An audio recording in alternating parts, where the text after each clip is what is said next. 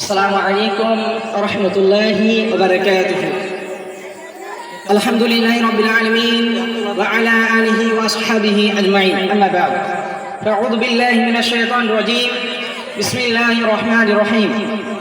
يا أيها الذين آمنوا توبوا إلى الله توبة نصوحا. وقال النبي صلى الله عليه وسلم في الحديث المبارك: يا عبادي إنكم تخطئون بالليل وأنا أغفر الذنوب جميعا فاستغفروني أغفر لكم. সম্মানিত উপস্থিতি, প্রশংসা মাত্র আল্লাহর জন্য যে আল্লাহ রাব্বুল আলামিন তিনি আমাদেরকে অত্যন্ত একটা বড় সুযোগের মাধ্যমে আজকে আমাদের একটা ছোট্ট প্রোগ্রামের আয়োজন করে দিয়েছেন। তাই আমরা সকলে জবান খুলে পড়ি আলহামদুলিল্লাহ। এই যে আলহামদুলিল্লাহ বলাতে কৃপণতা লক্ষ্য করতে পারছি। দেখেন, আমাদের মধ্যে জবান থেকে আলহামদুলিল্লাহ অন্তর থেকে বের হচ্ছে না। জি, আজকে বলবেন, এখানে হয়তো আমরা বলছি না, প্রত্যেকটি মাহফিলে, প্রত্যেকটি মজলিসে যেখানে হাদিস এবং কোরআনের কথাবার্তা বলা হয় সেখানে কিন্তু কি করা হয়, আমরা অন্তর থেকে আলহামদুলিল্লাহ পড়ি না। কিন্তু আলহামদুলিল্লাহ পড়ার ফজিলত যদি আমরা জানতাম তাহলে পড়ার জন্য আগ্রহী হয়ে থাকতাম, পড়ার জন্য আগ্রহী হয়ে থাকতাম। চলুন হাদিস শুনুন। রাসূল সাল্লাল্লাহু আলাইহি ওয়াসাল্লাম তিনি একদিন সালাত আদায় করেছিলেন। এমন সময় তিনি রুকু থেকে উঠছেন। তিনি রুকু থেকে উঠে বলছেন রব্বানা ওয়ালাকাল হামদ। কি বলেছেন রাসূলুল্লাহ সাল্লাল্লাহু আলাইহি ওয়াসাল্লাম? তিনি বলেছেন রব্বানা ওয়ালাকাল হামদ। পেছন থেকে সাহাবী উঠে বলছে হঠাৎ করে হামদান কাসীরান তাইয়িবান মুবারাকান ফি। সাহাবী কি বলল? রব্বানা ওয়ালাকাল হামদ হামদান কাসীরান তাইয়িবান মুবারাকান ফি। রাসূল সাল্লাল্লাহু আলাইহি ওয়াসাল্লাম তিনি সালাত শেষ করলেন।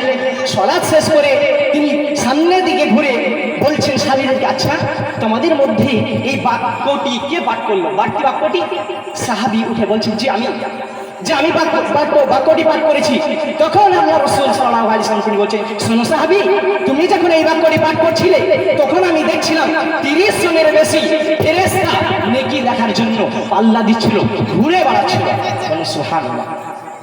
তাহলে এখান থেকে বোঝা যায়, যদি আমরা আল্লাহর প্রশংসা করি, শুকরিয়া করি, তাহলে আমাদের লাভ পুরোটাই। আল্লাহর লাভ নেই, আল্লাহর লোকসান নেই। চলো, যদি আপনি এই পৃথিবীর বুকে কোনো নেতার প্রশংসা করেন, ভোট কার বাড়বে বলুন তো? নেতা। যদি আপনি এই দোকানের প্রশংসা করতে যান, দোকানের লাভ কি? কিনে বেচা বাড়বে। যদি ডক্টরের প্রশংসা করতে যান, ডক্টরের লাভ কি? ডক্টরের চিকিৎসা বাড়বে, পদ্মার বাড়বে, তাই না? জি হ্যাঁ। আপনার সামনে আমি যদি কি করি, আপনার প্রশংসা করি, আপনার কি লাভ বলুন তো? দবদবা বাড়বে, সম্মান বাড়বে, মর্যাদা বাড়বে, এটাই তো? জি হ্যাঁ, এটাই। তো যদি আল্লাহ রাব্বুল আলামিনের উপরে প্রশংসা করি তাহলে আমাদের অনেক ফজিলত।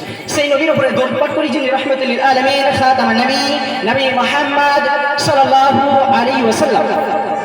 এই দেখেন, এখানে আমাদের জবান খুলছে না, মুখ খুলছে না। আমরা হাদিস জানি না, তো খুলবে কি করে? মসজিদে জুমার দিনে আমরা আলহামদুলিল্লাহ সাল্লাল্লাহু আলাইহি ওয়াসাল্লাম পাঠ করতে হয়, জানি না, এর ফজিলত জানি না, এর গুরুত্ব জানি না। চলো হাদিস শুনুন। সূরা নাসাই খণ্ড নম্বর 2, হাদিস নম্বর 1299, পৃষ্ঠা নম্বর 2300, পৃষ্ঠা নম্বর 223। রাসূল সাল্লাল্লাহু আলাইহি ওয়াসাল্লাম তিনি বলেন, মান সাল্লা আলাইয়া ওয়াহিদাতান সাল্লাল্লাহু আলাইহি ওয়াসাল্লাম সাল্লাল্লাহু আলাইহি আশরা। যে ব্যক্তি আমার উপরে একটি বার দরুদ পাঠ করবে, ভালো করে বোঝার চেষ্টা করবেন। প্রশংসার মাধ্যমে আপনাদেরকে বক্তব্য দিতে চাই আমি। যদি কোন ব্যক্তি আল্লাহ রাব্বুল আলামিন রাসূল সাল্লাল্লাহু আলাইহি ওয়াসাল্লামের উপরে একটা বার সাল্লাল্লাহু আলাইহি ওয়াসাল্লাম পাঠ করবে, আল্লাহ রাব্বুল আলামিন তিনি বলেন, আমি সেই ব্যক্তির উপরে 10টি রহমত বর্ষিত করব।